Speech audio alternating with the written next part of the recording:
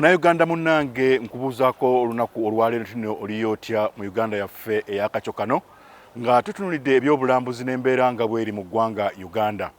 Olunaku nno olwaleero nkwebaza nti nno oneegasseeko ku budde buno omulindwa tusobole okubeera nti nno tulambula ffenna. Naye nga olwaleero we tuli tugenda kuba tulambula ekinyonyi ekitamanyiddwa nnyo ate nga kya bulambuzi nnyo naddala wano e Uganda ekiyitibwa flamingo. Flamingo kye kinyonyi ekisangibwa eno ebugwanjuba bwa Uganda nga kisangibwa ku Queen Elizabeth National Park nga ate era kyettanirwa nnyo abalambuzi bangi nnyo okuva mawanga ag'ebweru. Negattaako omulambuzi munnange olunaku olwaleero tukulambuze omanye ebyafaayo by'ekinyonyi kino flamingo.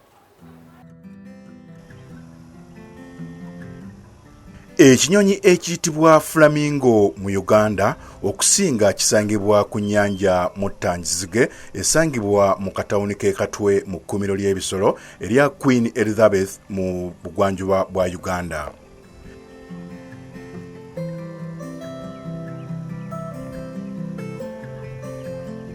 Ekitundu kyaffe kina potential eya tourism.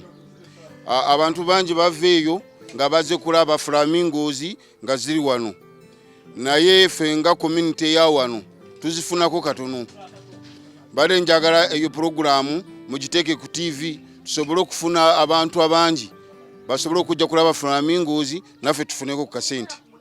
Tulina ennyanja yaffe Munyanyange waliwo flamingos naye zijja seasonale twagala muze mugirabe.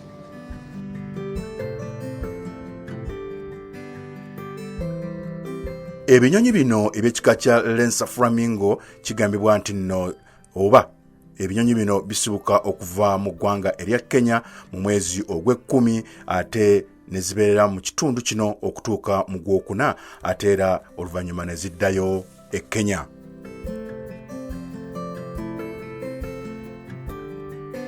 Tukyali mu kulambula ku bimu ku ebyo ebikwataganya ne paaka eno okubeera ey'enjawulo ku paaka endala zonna era nga tuli wano tumanye ate ebikwatagana n'ekifo kino nakyo kirabika nga kya byabulambuzi ebimu ku ebyo byotasaanye kusubwa. Wano wasangibwawo kino? Wano kino ekifo kisangibwa mu Lake Katwe Town Council ate wano ekifo kino waliwo Crater Lake gye tuyita Lake Munyanyange.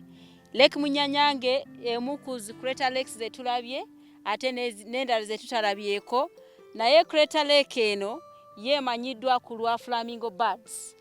Ekifo kino we tusanga flamingo birds ate abantu bangi balowooza flamingo birds are found in Nakuru only, naye flamingo birds endala nyingi tuzisanga wano ku Lake Munyanyange and ekirala bw'oba tozisanze wano ogenda e Nakuru n'osangayo flamingo birds.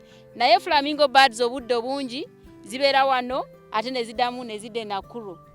Kati ezo ebyo ennyonyi tuzitwala nga migratory birds. Ekirala tulina weewaawo tulinawo n'ennyonyi endala ze tusobola kusanga nga tukoze boat ride on the Kazinga Channel, ezo tuziyita ennyonyi z'amazzi aquatic birds.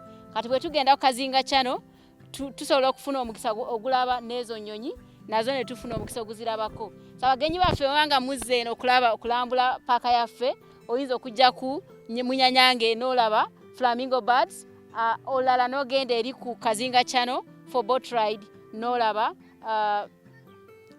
aquatic birds oba ennyonyi z'amazzi.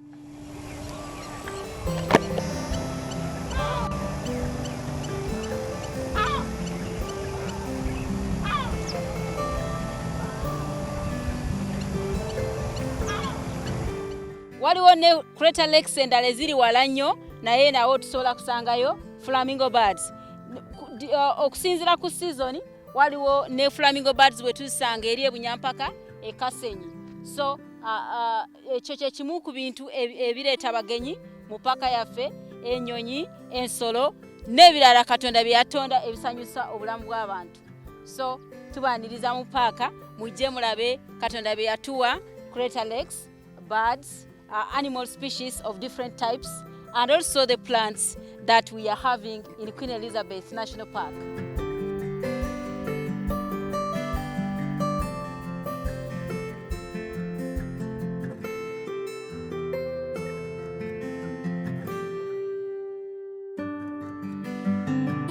kyekifo nga bwatutegeezezza oba ennyanja ezifaanana bwe ziti nga eno esangibwamu ebinyonyi ebitibwa flamingo.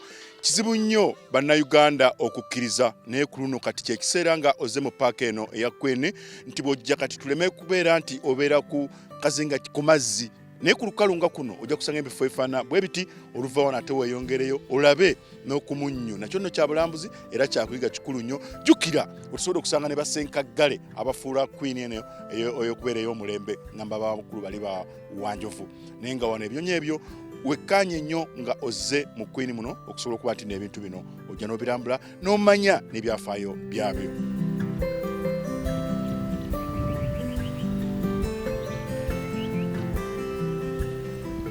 Mu kitundu kino flamingo era ziriko ennyanja endala ez'ekika kya Greater Lakes wezisangibwa nga zonna ziri mu kkuumiro ery'ebisolo lino erya Queen.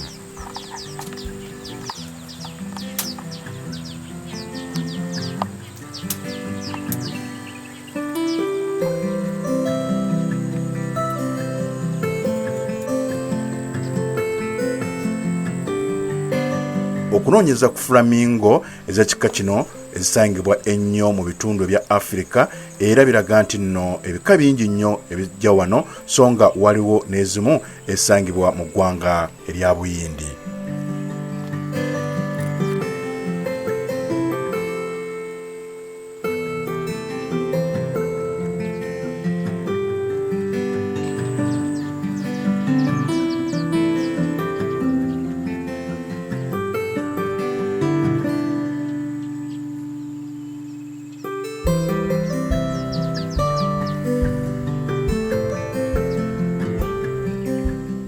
Enkonge ezisangibwa mu nnyanja ekika kya Greater nga kuno kuliko omunnyo nga ennyanja nga zino nnyingi zisangibwa wano mu kkuumiro erya Queen Elizabeth nga bwe kutegeezezza.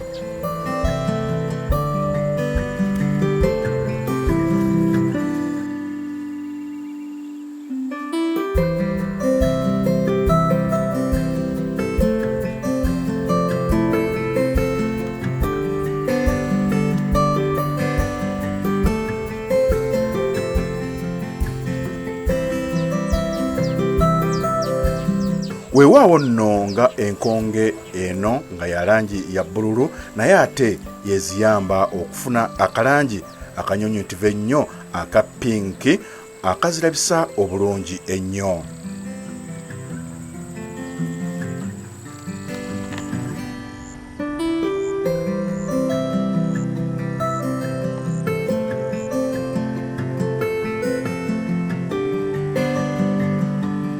Era abakugu bagamba nti mu kifo wonna w'osanga ennyonyi zino zi flamingo kitegeeza nti nno amazzi gaawo tegasobola kweyambisibwa kufukirira kirime kyonna olw'omunnyo omungi oguba gulimu.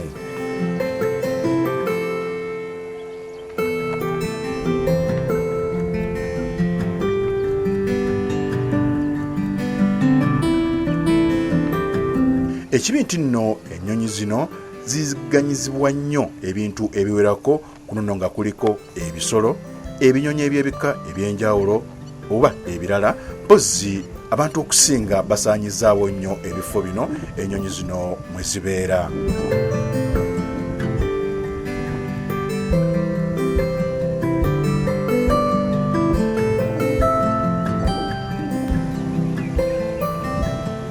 Ng'oggyeko ebinyonyi biflamingo ebifuula ennyanja munyanyange ekifo ekyewuunyisa ekifo kyonna okwetooloola ennyanja eno kisikiriza okulaba mpozzi n'okuwummulirako mu kitundu kino.